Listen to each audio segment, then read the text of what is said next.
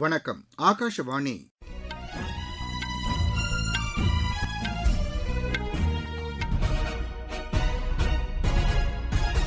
செய்திகள் வாசிப்பவர் ரெங்கநாதன். தலைப்புச் செய்திகள். ஜெனீவாவில் நடைபெறும் உலக சுகாதார கூட்டமைப்பின் மாநாட்டில் பங்கேற்பதற்காக மத்திய சுகாதாரத்துறை அமைச்சர் திரு ஜே பி நட்டா சுவிட்சர்லாந்து சென்றுள்ளார். விவசாயிகள் எதிர்கொள்ளும் இடர்பாடுகளை களைவதற்கு நீர் பாதுகாப்பு முக்கிய தீர்வாக அமையும் என்று மத்திய அமைச்சர் திரு நிதின் கட்கரி தெரிவித்துள்ளார். பயிர் சாகுபடி மற்றும் அறுவடையில் புதிய தொழில்நுட்பங்களை பயன்பாட்டிற்கு கொண்டுவர வேண்டும் என்று மத்திய இணையமைச்சர் திரு பெம்மசானி சந்திரசேகர் வலியுறுத்தியுள்ளார். கேரள மாநில முதலமைச்சராக காங்கிரஸ் கட்சியின் திரு வி டி சதீஷன் இன்று பதவியேற்கிறார். தென்மேற்கு பருவமழை அடுத்த சில தினங்களில் படிப்படியாக அதிகரிக்கும் என்று வானிலை ஆய்வு மையம் தெரிவித்துள்ளது. இனி விரிவான செய்திகள். மத்திய சுகாதாரத்துறை அமைச்சர் திரு ஜே பி நட்டா ஜெனீவாவில் நடைபெறும் உலக சுகாதார கூட்டமைப்பின் மாநாட்டில் இன்று பங்கேற்கிறார். இது தொடர்பாக சமூக வலைதளத்தில் அவர் வெளியிட்டுள்ள பதிவில், உலக சுகாதார நடைமுறைகளை மறுசீரமைப்பது அனைவரின் கூட்டு பொறுப்பு என்ற கருப்பொருளின் அடிப்படையில் இந்த மாநாடு நடைபெறவுள்ளதாக குறிப்பிட்டுள்ளார். 6 நாட்கள் நடைபெறும் இந்த மாநாட்டில் 165 நாடுகளைச் சேர்ந்த சுகாதார அமைச்சர்கள் பங்கேற்கின்றனர். விவசாயிகள் எதிர்கொள்ளும் இடர்பாடுகளை களைவதற்கு நீர் பாதுகாப்பு முக்கிய தீர்வாக அமையும் என்று மத்திய சாலை போக்குவரத்து மற்றும் நெடுஞ்சாலைத்துறை அமைச்சர் திரு நிதின் கட்கரி தெரிவித்துள்ளார். மகாராஷ்டிர மாநிலம் நாக்பூரில் நடைபெற்ற தேசிய மாநாட்டில் உரையாற்றிய அவர், நீர் பாதுகாப்பு திட்டங்களை வெற்றிகரமாக மேற்கொள்வதற்கு மக்களின் பங்கேற்பு அவசியம் என்று கூறினார். கிராமப்புறங்கள் மற்றும் விவசாயிகளின் மேம்பாட்டிற்கு கிராம பஞ்சாயத்து முதல் சட்டப்பேரவை உறுப்பினர்கள் வரை அனைவரும் ஒன்றிணைந்து செயல்பட வேண்டியதன் அவசியத்தை அவர் வலியுறுத்தினார். வரும் ஆண்டுகளில் சுற்றுச்சூழல் பாதுகாப்பு மிகவும் முக்கியத்துவம் வாய்ந்த அம்சமாக இருக்கும் என்றும், நீடித்த வளர்ச்சிக்கு சமூக பொறுப்புணர்வுடன் கூடிய நீண்டகால திட்டங்களை செயல்படுத்த வேண்டியது அவசியம் என்று திரு நிதின் கட்கரி தெரிவித்தார். பயிர் சாகுபடி மற்றும் அறுவடையில் புதிய தொழில்நுட்பங்களை பயன்பாட்டிற்கு கொண்டுவர வேண்டும் என்று மத்திய இணையமைச்சர் திரு பெம்மசானி சந்திரசேகர் வலியுறுத்தியுள்ளார். ஆந்திர பிரதேச மாநிலம் குண்டூரில் நடைபெற்ற ஆய்வுக் கூட்டத்தில் பேசிய அவர் இதனை தெரிவித்தார். நவீன மற்றும் நீடித்த வேளாண் நடைமுறைகளின் முன்மாதிரி மாவட்டமாக குண்டூர் மாவட்டம் உருவெடுக்கும் என்று அவர் கூறினார். கிராமப்புறங்களில் பயிர் சாகுபடி மற்றும் முறையான வேளாண் மேம்பாட்டு திட்டங்கள் செயல்படுத்தப்பட வேண்டியதன் அவசியத்தை அவர் வலியுறுத்தினார். ஒவ்வொரு மண்டலத்திலும் குறைந்தது ஒரு விதை கிராமத்தை உருவாக்கி அது குறித்து விவசாயிகளிடையே விழிப்புணர்வு ஏற்படுத்த வேண்டும் என்று அவர் கேட்டுக் கொண்டார். அனைத்து விவசாயிகளுக்கும் வேளாண் நடைமுறை சார்ந்த தகவல்கள் சென்றடையும் வகையில் செயல்திறன் மிக்க தகவல் தொடர்பு அமைப்பை வலுப்படுத்த வேண்டியதன் அவசியத்தை அவர் வலியுறுத்தினார். விவசாயிகளுக்கு உதவிடும் வகையில் வேளாண் பல்கலைக்கழகத்தின் மூலம் பிரத்யேக யூடியூப் சேனல் தொடங்கப்பட வேண்டும் என்றும் திரு பெம்மசானி சந்திரசேகர் கேட்டுக் கொண்டார். கேரள மாநில முதலமைச்சராக காங்கிரஸ் கட்சியின் திரு வி டி சதீஷன் இன்று பதவியேற்கிறார். திருவனந்தபுரத்தில் நடைபெறும் பதவியேற்பு விழாவில் அம்மாநில ஆளுநர் திரு ராஜேந்திர விஸ்வநாத் அர்லேக்கர் அவருக்கு பதவி பிரமாணமும் ரகசிய காப்பு பிரமாணமும் செய்து வைக்கிறார். அவருடன் காங்கிரஸ் மற்றும் கூட்டணி கட்சிகளைச் சேர்ந்த 20 பேர் அமைச்சர்களாக பதவியேற்கின்றனர். இந்த விழாவில் காங்கிரஸ் தலைவர் திரு மல்லிகார்ஜுன கார்கே, மக்களவை எதிர்க்கட்சித் தலைவர் திரு ராகுல்காந்தி மற்றும் அக்கட்சியின் முக்கிய பிரமுகர்கள் பங்கேற்கின்றனர். 12,000 பேர் கலந்து கொள்ளும் வகையில் விரிவான ஏற்பாடுகள் செய்யப்பட்டுள்ளதாக எமது செய்தியாளர் தெரிவிக்கிறார். முன்னதாக அம்மாநில முதலமைச்சராக பதவியேற்கவுள்ள திரு வி டி சதீஷன் நேற்று மாலை ஆளுநரை சந்தித்து அமைச்சர்கள் பட்டியலை வழங்கினார். எரிபொருள் நுகர்வை குறைக்கும் வகையில் போக்குவரத்து பயன்பாட்டை முறைப்படுத்துவது உட்பட பல்வேறு நடவடிக்கைகளை பின்பற்றுமாறு தில்லி காவல்துறை அறிவுறுத்தியுள்ளது. இது தொடர்பாக தில்லி காவல்துறை வெளியிட்டுள்ள அறிக்கையில், சர்வதேச அளவில் நிலவும் சூழல் மற்றும் பிரதமர் திரு நரேந்திர மோடியின் வேண்டுகோளுக்கு இணங்க இந்த நடவடிக்கை மேற்கொள்ளப்பட்டுள்ளதாக தெரிவிக்கப்பட்டுள்ளது. வாகன பயன்பாட்டை குறைத்து எரிபொருளை சிக்கனமாக பயன்படுத்துவதை ஊக்குவிக்கும் வகையில் அனைத்து அலுவலகங்களுக்கும் தேவையான நடவடிக்கைகளை மேற்கொள்ளுமாறு அதில் கேட்டுக் கொள்ளப்பட்டுள்ளது. எரிபொருள் பாதுகாப்பு மற்றும் தேவையற்ற செலவினங்களை குறைப்பதன் மூலம் மத்திய அரசு மேற்கொண்டு வரும் முன்முயற்சிக்கு அனைவரும் ஒத்துழைப்பை வழங்க வேண்டும் என்று அந்த அறிக்கையில் வலியுறுத்தப்பட்டுள்ளது. நீங்கள் கேட்டுக்கொண்டிருப்பது ஆகாஷவாணியின் செய்தி அறிக்கை.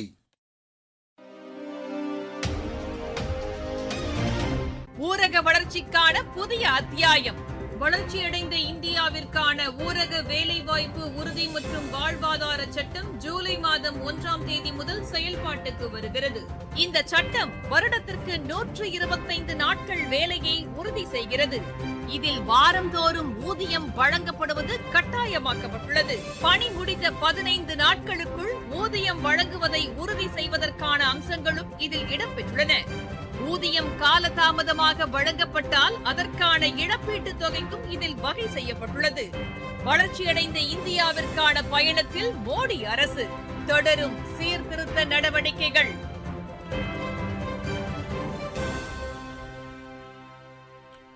இரண்டாயிரத்து 26ஆம் ஆண்டிற்கான பத்ம விருதுகளை குடியரசுத் தலைவர் திருமதி திரௌபதி முர்மு இம்மாதம் 25ஆம் தேதி வழங்குகிறார். இது தொடர்பாக சமூக வலைதளத்தில் உள்துறை அமைச்சகம் வெளியிட்டுள்ள பதிவில், குடியரசுத் தலைவர் மாளிகையில் நடைபெறும் விழாவில் இந்த விருதுகள் வழங்கப்பட உள்ளதாக தெரிவிக்கப்பட்டுள்ளது. பத்ம விபூஷன் விருது 5 பேருக்கும், பத்ம பூஷன் விருது 13 பேருக்கும், பத்மஸ்ரீ விருது 113 பேருக்கும் என மொத்தம் 131 பேர் இந்த விருதுக்கு தேர்ந்தெடுக்கப்பட்டுள்ளதாக மத்திய அரசு ஏற்கனவே அறிவித்திருந்தது. இதில் 19 பெண்களும், மறைவிற்கு பிந்தைய விருதாக 16 தனிநபர்களும் அடங்குவர். நாட்டின் உயரிய விருதான பத்ம விருதுக்கு தேர்ந்தெடுக்கப்பட்டவர்கள் குறித்த அறிவிப்பு ஆண்டுதோறும் குடியரசு தினத்தன்று வெளியிடப்படும். கலை, இலக்கியம், கல்வி, விளையாட்டு, மருத்துவம், சமூக பணி, அறிவியல் மற்றும் பொறியியல், பொதுநலன், வர்த்தகம் மற்றும் தொழில்துறை போன்ற துறைகளில் சிறப்பாக சேவையாற்றியவர்களை அங்கீகரிக்கும் வகையில் இந்த விருது வழங்கப்படுகிறது. வளர்ச்சியடைந்த மேற்கு வங்கம் என்ற தொலைநோக்கு பார்வையுடன் சுற்றுலாத்துறையை மேம்படுத்துவதற்கான பணிகளுக்கு அம்மாநில அரசு உயர் முன்னுரிமை அளிக்கும் என்று குடியரசு துணைத் தலைவர் திரு சி.பி. ராதாகிருஷ்ணன் நம்பிக்கை தெரிவித்துள்ளார். இதுகுறித்து சமூக வலைதளத்தில் அவர் வெளியிட்டுள்ள பதிவில், தமது மேற்குவங்க பயணத்தின்போது தீஸ்தா நதியின் அழகையும் அங்குள்ள இயற்கை காட்சிகளையும் கண்டு ரசித்ததாக குறிப்பிட்டுள்ளார். போர் நிறுத்த ஒப்பந்தம் குறித்து ஈரான் விரைந்து முடிவெடுக்க வேண்டும் என்று அமெரிக்க அதிபர் திரு டொனால்டு ட்ரம்ப் வலியுறுத்தியுள்ளார். இது தொடர்பாக சமூக வலைதளத்தில் அவர் வெளியிட்டுள்ள பதிவில் இதனை தெரிவித்துள்ளார். இதனிடையே போர் நிறுத்தம் தொடர்பாக அமெரிக்கா அறிவித்துள்ள ஒப்பந்தத்தில் உள்ள நிபந்தனைகளை நிராகரிப்பதாக ஈரான் தெரிவித்துள்ளது. இந்நிலையில் யுரேனியம் கையிருப்பு, பொருளாதார தடைக்கு எதிரான நிவாரணம் மற்றும் தாக்குதலால் ஏற்பட்ட சேதங்களுக்கு இழப்பீடு வழங்குவது உள்ளிட்ட அம்சங்களை ஈரான் வலியுறுத்தியுள்ளதாக அந்நாட்டு ஊடகங்கள் தெரிவிக்கின்றன. காங்கோ மற்றும் உகாண்டா நாடுகளில் எபோலா வைரஸ் தொற்று காரணமாக 80க்கும் அதிகமானோர் உயிரிழந்துள்ளனர். இதனையடுத்து பொது சுகாதார அவசர நிலையை உலக சுகாதார அமைப்பு அறிவித்துள்ளது. அந்த நாடுகளின் எல்லைப் பகுதிகளில் வைரஸ் பரவுவதை தடுக்க தேவையான முன்னெச்சரிக்கை நடவடிக்கைகளை மேற்கொள்ளுமாறு அறிவுறுத்தப்பட்டுள்ளது. இதனிடையே ஐநா சுகாதார முகாம் வெளியிட்டுள்ள அறிக்கையில், ஆய்வகங்களில் நடத்தப்பட்ட பரிசோதனையில் 246 பேருக்கு இந்த வைரஸ் பாதிப்பு இருப்பது கண்டறியப்பட்டுள்ளதாக தெரிவிக்கப்பட்டுள்ளது.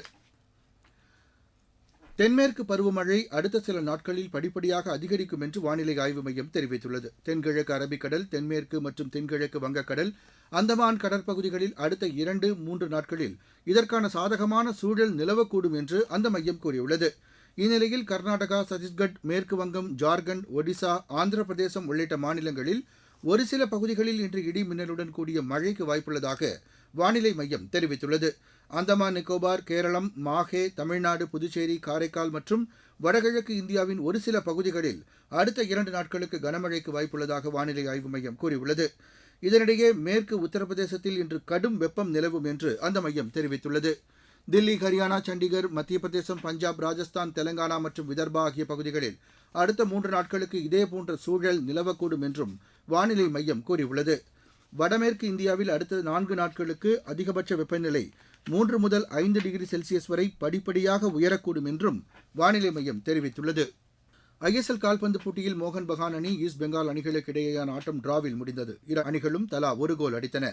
காசி அணி, தில்லி அணிகளுக்கு இடையேயான மற்றொரு ஆட்டம் கோல் எதுவுமின்றி டிராவில் முடிவடைந்தது. இன்று நடைபெறவுள்ள ஆட்டத்தில் கேரளம் அணி கோவா அணியை எதிர்கொள்கிறது. எர்ணாகுளத்தில் இப்போட்டி இன்றிரவு 7:30 மணிக்கு தொடங்குகிறது. ஐபிஎல் கிரிக்கெட் போட்டியில் பெங்களூரு அணி 23 ரன் வித்தியாசத்தில் பஞ்சாப் அணியை வென்றது. தரம்சாலாவில் நடைபெற்ற இப்போட்டியில் முதலில் ஆடிய பெங்களூரு அணி நிர்ணயிக்கப்பட்ட 20 ஓவரில் 4 விக்கெட் இழப்பிற்கு 222 ரன் எடுத்தது. 223 ரன் எடுத்தால் வெற்றி என்ற இலக்குடன் ஆடிய பஞ்சாப் அணி 8 விக்கெட் இழப்பிற்கு 199 ரன் எடுத்தது. மற்றொரு போட்டியில் தில்லி அணி 5 விக்கெட் வித்தியாசத்தில் ராஜஸ்தான் அணியை வென்றது. தில்லியில் நடைபெற்ற இப்போட்டியில் முதலில் ஆடிய ராஜஸ்தான் அணி நிர்ணயிக்கப்பட்ட 20 ஓவரில் 8 விக்கெட் இழப்பிற்கு 193 ரன் எடுத்தது. 194 ரன் எடுத்தால் வெற்றி என்ற இலக்குடன் ஆடிய தில்லி அணி 19.2 ஓவரில் 5 விக்கெட் இழப்பிற்கு 197 ரன் எடுத்தது. இன்று நடைபெறும் போட்டியில் சென்னை அணி ஹைதராபாத் அணியை எதிர்கொள்கிறது. சென்னையில் இப்போட்டி இரவு மணி 7:30க்கு தொடங்குகிறது. மீண்டும் தலைப்புச் செய்திகள். ஜெனீவாவில் நடைபெறும் உலக சுகாதார கூட்டமைப்பின் மாநாட்டில் பங்கேற்பதற்காக மத்திய சுகாதாரத்துறை அமைச்சர் திரு ஜே பி நட்டா சுவிட்சர்லாந்து சென்றுள்ளார். விவசாயிகள் எதிர்கொள்ளும் இடர்பாடுகளை களைவதற்கு நீர் பாதுகாப்பு முக்கிய தீர்வாக அமையும் என்று மத்திய அமைச்சர் திரு நிதின் கட்கரி தெரிவித்துள்ளார். பயிர் சாகுபடி மற்றும் அறுவடையில் புதிய தொழில்நுட்பங்களை பயன்பாட்டிற்கு கொண்டுவர வேண்டும் என்று மத்திய இணையமைச்சர் திரு பெம்மசானி சந்திரசேகர் வலியுறுத்தியுள்ளார். கேரள மாநில முதலமைச்சராக காங்கிரஸ் கட்சியின் திரு வி டி சதீஷன் இன்று பதவியேற்கிறார். தென்மேற்கு பருவமழை அடுத்த சில தினங்களில் படிப்படியாக அதிகரிக்கும் என்று வானிலை ஆய்வு மையம் தெரிவித்துள்ளது. இத்துடன் இந்த செய்தி அறிக்கை நிறைவடைந்தது.